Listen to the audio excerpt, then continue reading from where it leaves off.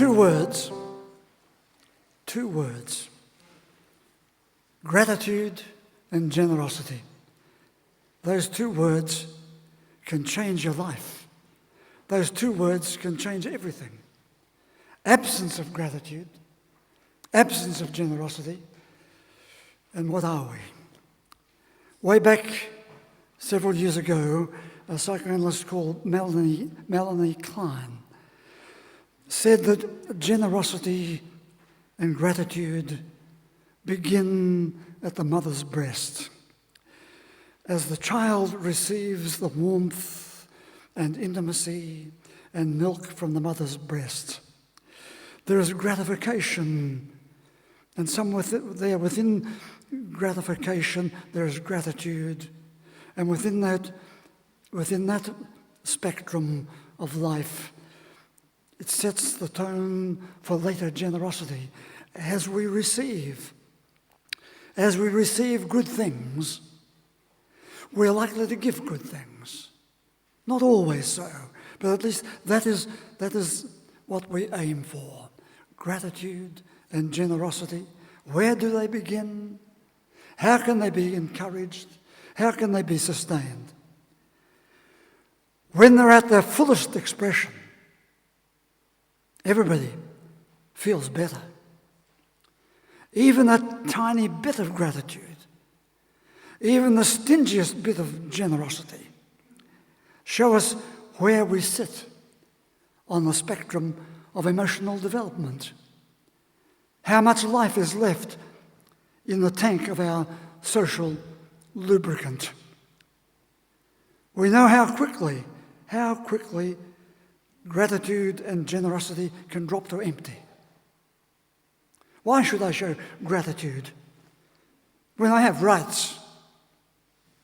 Why should I be generous when there's such an imbalance between what I give and your attitude towards me? Could be the words of parents to their children, or children to their parents, partners, ex-partners. King Lear in Shakespeare's play lamented the behaviour of his daughters towards him. Ingratitude, thou marble-hearted fiend, more hideous when thou showest thee in a child than the sea monster.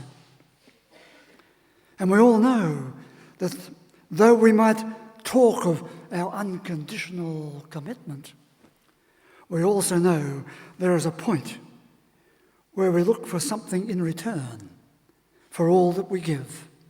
And when we don't get that return, we tend to go blank. A little gratitude, a show of generosity, some appreciation, some repayment, surely, somewhere. You see, gratitude can be quite meaningless, and we know it, or it can be profoundly emotional. Generosity can be superficial, both in substance and in speech, but it can be a central expression of our personality. Generosity. He was a generous person. Yesterday at the supermarket checkout, the young person at the checkout, in her demeanour, showed something was amiss. She did not say the set words. She did not show any eye contact. She slapped the change in my hand as if to say, take it or leave it. If I had spoken just one word, she'd have probably shouted, harassment.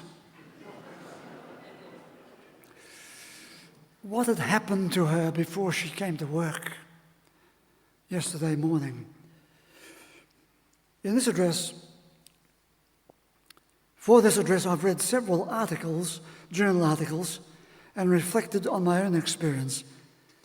And I call to mind other people's behaviour, gratitude, generosity. And I picked out one passage from the scripture and then two. A person may go out grizzling and weeping, but may he come back with songs of joy, the psalm. Or St. Paul's impossible words, give thanks in all circumstances. It prompts us to either go on a guilt trip, what we should do, we should give thanks in all circumstances, or we have to acknowledge that those words need to be rejected as ridiculous because there are some circumstances where we can't show gratitude or thanks. Gratitude and the requirements of gratitude are often linked with resentment. How can you be grateful when people are so ungenerous, so jealous, so lacking in understanding and empathy? We know that for some, expressions of gratitude are veiled expressions of a secret hope that more favours will follow. So keep saying thanks and more will come. And we know that others succumb to what some have called gratitude fatigue. They always say the same thing. They always say it in the same way. It may be better that they said nothing, but yes, say it. Say it.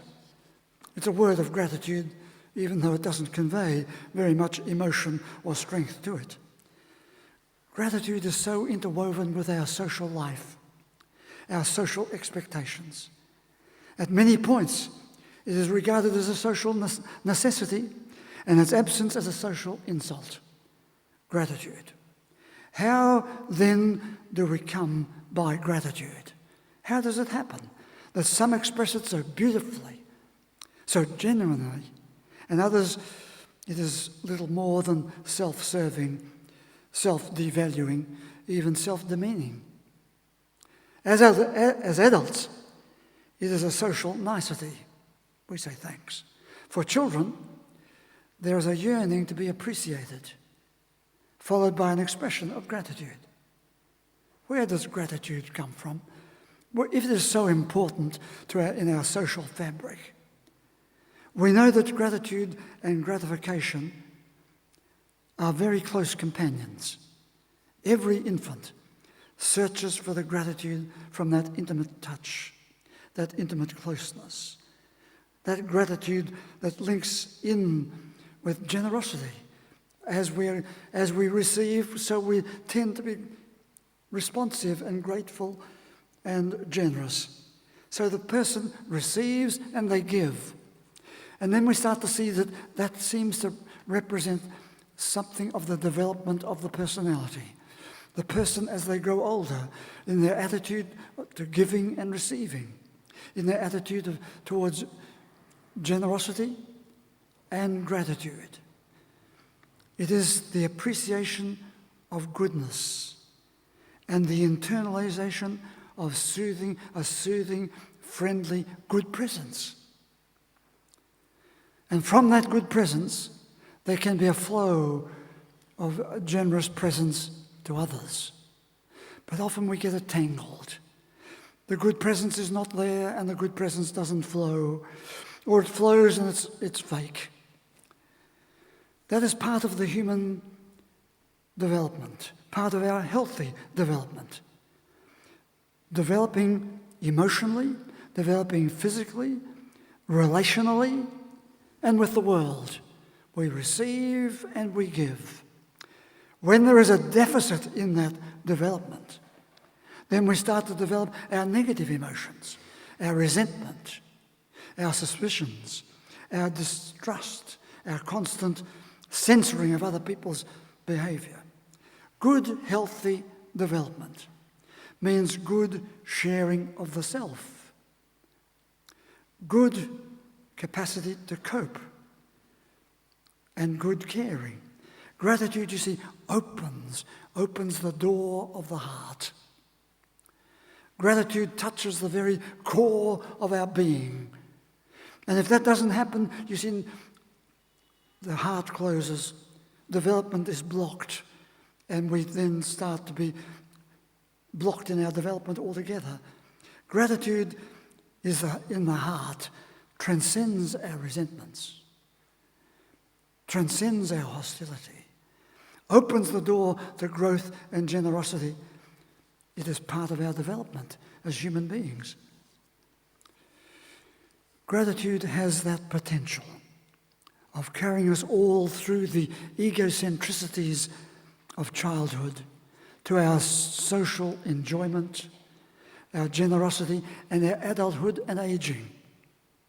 But we run into many D's as we grow. Last Thursday at our Sage group, we spoke of 12 D's. I'll not go through them. I'll just mention a few. As we get older, there is decline, there is disconnections, there is despondency, there is dysfunction, there is denial, all those, and their opposites, and their alternatives.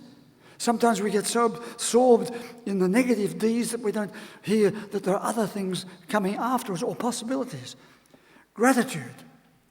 Gratitude is a way of growing forwards, growing inwards. But if you get blocked in that growth, gratitude is blocked and generosity is blocked. Gratitude becomes part of our earliest gratifications. Can be a product of experience, a product of our modelling one to another, and our learning. It can be a response to the awareness of the gifts and the goodness that are generously gathered around us, and the psalmist today spoke about that. All the gifts that are given to us, we can respond to them as if we expect them to be there. Or we respond to them as if we are more than grateful. We can actually be part of the generosity of spirit in the wider circle of people. If the door of the heart is closed, we fail to see the gifts and the goodness of life. We devalue their significance, or we diminish and destroy the many ways that they can enrich our lives and the lives of others. So I put it to you this way. Follow with me a cycle. Generosity and gratitude, getting and giving. G. 2 G's. They can give rise to 2 E's. To envy, a person who wants that generosity and gratification can become envious that they haven't got it, envious of other people who have got it, envious of the person who has the power or the gift to give it. So there's envy, but envy can be in conflict with enjoyment. So 2 E's, envy and enjoyment. But then follow some of the D's, dependency, devaluation, and destructiveness, 3 D's. And through all that, before we've gone very far, it's all me. It has to happen for me. The only person I'm thinking about is me. Me. That insatiable need to be appreciated. And when we're not appreciated, we respond accordingly. But we need to progress and grow beyond the me, to a courage to be, a C to be, courage to be. And that takes some doing, courage to be in balance with life. So I put it to you like this. We need to find the courage to be with different people, in different places, and in different postures. 3 P's. D, P, P, P. Am I overdoing it? Not quite. Not quite. I'd like to just take 2 more because the cycle is completed as I come back to 2 G's. 2 G's. We come through it all, we hope, to grace and goodness. So let's follow them through. The first 2 G's, gratitude and generosity, getting and giving. 2 E's, envy and enjoyment. 3 D's, dependency, devaluation, and destructiveness, sit there waiting for us. And then it becomes me. That insatiable need to be appreciated. We all have it. No matter who we are, we have that need to be appreciated. In order to get there, we need the courage to be ourselves, with different people in different places and different postures. D, P, P, P. To come right round again to 2 G's, to find our way to grace and goodness. We need constant reminders. We need constant rehearsals. We need constant remaking of gratitude and generosity as vital vital to our emotional development, vital to our physical development, vital to our relationship growth and enjoyment. Martine Hart, in an interview with Lawrence Money in The Age yesterday, that article was excellent. Martine Hart said, "We have so many chapters in our life. Nothing's over when you're 40 or 50 or 60 or 70, and we could add or you're 80 or 90. She said, nothing's over when you're 40, 50, 60, 70, 80 or 90. We can all reinvent. That's what she said. But we can get blocked in our development. Blocked in our development at 50, at 80, at 90. But I have enormous gratitude for people such as Martine Hart, who writes like that. I could also have gratitude for Olga Ivanskaya. I've mentioned her before.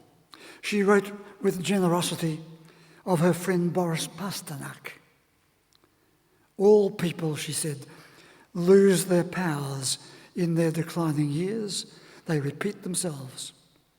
But this man, Boris Pasternak, her friend, having lived one creative life, strode on into a second one.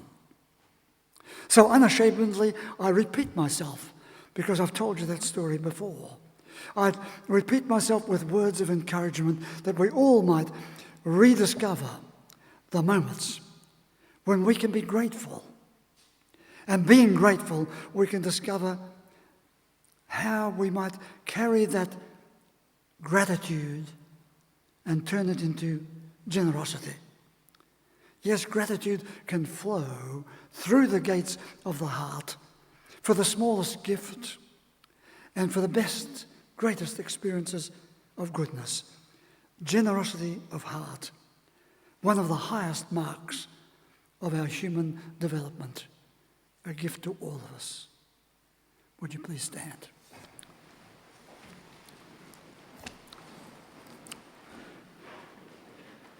And so I invite you to gather round the holy table, because here we are given one of the great gifts of the faith, where we can look beyond ourselves and become part of something much bigger than ourselves.